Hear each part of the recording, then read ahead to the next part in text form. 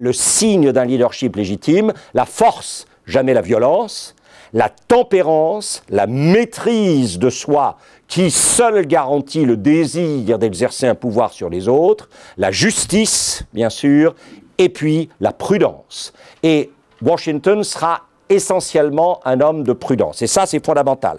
À la suite du massacre du détachement de Jumonville, Washington comprend qu'il va certainement y avoir un problème, et donc il s'enferme à l'intérieur d'une palissade. Et ça, c'est ce qu'on appelle Fort Necessity, le fort nécessité. Washington sera obligé de l'abandonner, parce qu'effectivement, comme il l'avait prévu, les troupes françaises sont arrivées.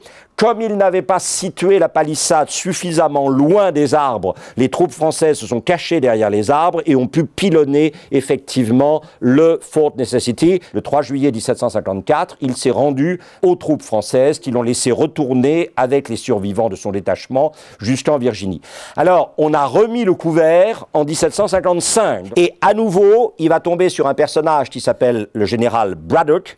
Braddock va comprendre que le seul personnage qui connaisse vraiment la région quand il arrive pour prendre le commandement en Virginie, c'est Washington, et donc il va en faire son numéro 2. Très vite, Washington va comprendre qu'en tant que colonial, il ne peut pas espérer un commandement en chef. Il ne sera jamais au mieux que le second de brillants, soi-disant, commandant en chef venu de la métropole.